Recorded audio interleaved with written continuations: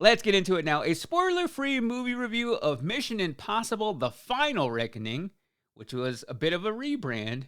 It is the 8th and final installation in the series, the last time we're ever going to see, at least allegedly, Tom Cruise play Ethan Hunt. The movie takes place where the last movie left off, which was Dead Reckoning Part 1. That's why this movie had a little bit of a rebrand, because that movie ended up underperforming. Came out at a time where it was very competitive at the box office. Tom Cruise was also competing for IMAX screens because he is a big proponent of, I got to get these movies out in theaters where people can see them and on the biggest screen possible, because he takes a lot of pride in what they put on the screen and the lengths they go to get these incredibly well crafted and choreographed action sequences that are really the thing to me that make these movies worthwhile to go see in theater. So that is why I have a bit of a, I don't love Tom Cruise movies, but I respect what he has done for the movie industry in a post-COVID world. If it wouldn't have been for Top Gun Maverick, I don't know that a lot of theaters would still be here. So he is still putting out movies that get people excited to go back to the theater, that keep cinemas alive. So I like that aspect of it. But when it comes to what I see as Tom Cruise, the person, the actor, and overall his work in the last 15 years, I wouldn't call myself the biggest Tom Cruise fan. For a period of my life, if Tom Cruise was in it, I would kind of be like, nah, I don't think I want to watch it because of that. But with the last movie, Dead Reckoning Part 1, I really enjoyed it. I thought it had some great action, and it had a moment that was probably a total of 5, 6, maybe 8 seconds of him jumping off a cliff on a bike that I felt was the moment of that movie. And how much work went into getting that one specific shot, I thought made it. And it's him doing those things that excite me and made me interested in going to see how they were going to wrap up this entire franchise, which started back in 1996. And I was not just a little bit, but kind of a lot of it let down, because it just felt like they were running over the same stuff over and over again. And in no way should this have been 2 movies. This one was almost 3 hours, same with the one before this. And it was really the entire story again. What this movie is about, it's Ethan Hunt and the IMF team. They're on a race against time to fight this thing called the Entity, which is essentially this rogue AI that is taking over the world. It's going to cause a bunch of just chaos and mayhem and war. And if this thing is not stopped, we're all not going to be here. So you need Ethan and his team to stop it. And apparently he's the only one who can do it by running really fast and fighting people and getting into situations that only he knows how to get out of, apparently. And the problem I had is overall it was too slow and too boring, aside from the big action sequences. But even the problem with those big action sequences in this one is, while they look really expensive, and I'm sure they took a long time to film and there was a lot of process that went into it, they spent so much time setting up all of these big action sequences. I felt that's all it was. And the time in between all the big moments were boring and slow, and my theater and myself just became restless because it was a lot of exposition, not a lot of action. Especially just because it was retreading everything that happened in the first one, because I really hate the trend of splitting up the last movie in a franchise into 2 parts. It is just, everybody seems to do it now because you film one big movie and you think if you put it out into 2 parts, you can make double the money. I just find it really annoying and cash grabby, especially because now 2 parts feel very incomplete. And that is how this movie started, where they started telling you and reminding you all the things that happened in the part before this, because just in case you didn't see it or in case you forgot about it already, they have to remind you. If you are a big fan of the franchise and you like sitting down and watching all of them back to back to back, it's going to be so annoying by the time you get to this point where they're just referencing things that have happened all throughout the series. I don't like all the callbacks at the beginning. It was really disorienting and overall just really boring. And the problem I had with the story here is that it didn't create a sense of urgency like it did in part 1. It just kind of felt like it was there, and they were really trying hard to make an emotional finale for Ethan Hunt. That's really what this was. Him and the team all doing it one last time. Him telling his crew, like, one last time, I'm going to have you ride with me or something like that. And I feel like this franchise has lived different lives throughout. 1 through 3, I kind of see that as a trilogy. Those carried over into the 2000s. And in the 2010s, I almost feel like they became this entirely different franchise where the story got better. At least it got a little bit more cohesive. It formed its identity a little bit more. It also kind of went the way of, okay, we have to franchise this thing now. We have a formula that we have to follow to make a Mission Impossible movie. You throw in all the self destructing messages. And that was really in the 2010s where Tom Cruise became even more obsessed with doing his own stunts, with breaking his ankle, jumping from one building to another. But I really feel like the apex of that was in Dead Reckoning Part 1. That is where the good stuff was. That is where just the beautifully shot moments were that I say were even Oscar worthy. And the final reckoning just felt like the falling action the entire time.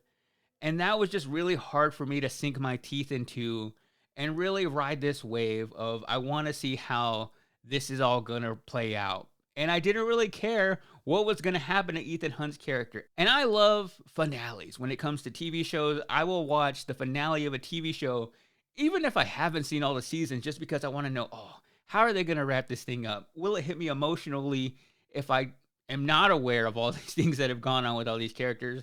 And I love a finale of a movie franchise even more because it is very monumental to take this story, to take Ethan Hunt, who has been around since the 90s, who has been around almost my entire life. I remember these movies being so impactful as a kid.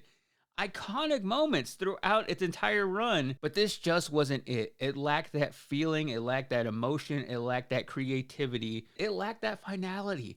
It didn't really feel like this was, okay, well, you're never going to be completely satisfied with the ending to anything. There's always going to be things unsaid, there's always going to be better ways to wrap it up. But as long as I feel satisfied, I think that is as good of a job as you can do as a filmmaker. But in no way did I really feel satisfied because it felt like this movie was playing it safe from beginning to end. Now, they did give us some good action moments. I think the scene with the airplanes that you probably saw in the trailer. But even that didn't hit the same way that some of the action sequences have in previous films. They've gone to greater lengths. So this entire film just kind of felt like it was all the extra scenes that didn't work in anything else that they had done. But what I am excited for is Tom Cruise to move on from Mission Impossible. I don't know exactly what he's going to do next, or even if this franchise is really going to be dead, because he says that. But if they come a knocking with another idea and they pay him enough money, I could actually see the rumor coming to life of Glen Powell taking over the franchise. And maybe even not him fully, but you start kind of rotating who these movies are about.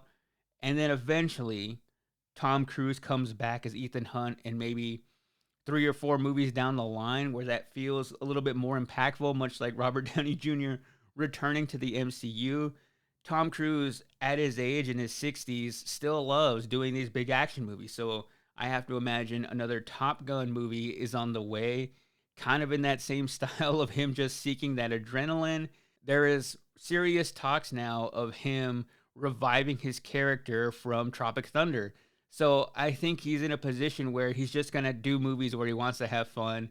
Hopefully he wants something a little bit less demanding, because when is the last time you saw Tom Cruise in a straight ahead drama, in a rom-com, or something that maybe earned him an Oscar nomination? I feel like he does want to get back to that at some point, and maybe he has this pressure on him or feels a need because of his status as one of the last standing just A-plus movie stars that can really influence people to go out and pay their hard-earned money to spend on a ticket to go see something in theaters. He feels the need to create these summer blockbusters. And that if he went and just did a drama, did something like Rain Man, did something a little bit more straightforward, it would be harder for him to promote, because this has kind of been his identity now for over a decade, where he's really just like, here are all these crazy action moments. You got to go see them in the big screen. You got to go eat your popcorn really aggressively like he does. Maybe there's just some kind of pressure there, or that's what he wants his legacy to be, knowing that he's not going to be able to do these roles forever. He's going to get to a point where he can't meet the demands of an action role like this, which he still looks really good in this movie. There were a lot of moments where there was a lot of shirtless Tom Cruise in his underwear running on a treadmill. And I think that was also him like saying, hey, look, I still look good. I still got it. It just really didn't feel like the ending to me that started back in 1996. It feels more like the ending of the era that started in 2011. And I knew I wasn't heavily invested in it when we got to that hour mark. And I was already wondering, when is this thing going to be over? And by the time we got to the 2 hour mark, I was ready to get out of there because I'd now spent almost 6 hours on the same plot and I was ready to move on. I was about to take Ethan Hunt out myself. And some people might say, oh, you just don't like long movies. I love long movies. I have been a long proponent of 3 hour runtimes. I went to see The Brutalist. That was 3.5 hours with the intermission. I am not against long runtimes. I highly encourage it, especially when it goes to streaming at home, because you can take it in how you want. 3.5 hour movie, break it up into 30, 45-minute increments, and suddenly it is a limited series, which most people have no problem binging a limited series in a weekend because the nice little digestible portions for you.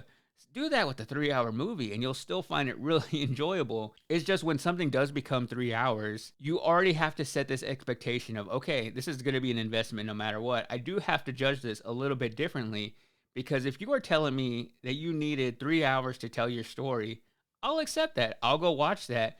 But if at any point I feel that 3 hours is unearned and I check out, then you're kind of in a world of hurt there. Needless to say, the movie still did really well at the box office, even though it couldn't beat my boy Stitch in opening weekend. It was still a best for the franchise. And I think the more hardcore fans of this franchise were saying this was a 5 out of 5, a 4.5 out of 5. A lot of film bros were really just gung-ho about this movie, so much so that I thought, what am I missing here? And I know some of those people are probably watching or listening now, and I'm going to feel the heat for this, but I am okay with that.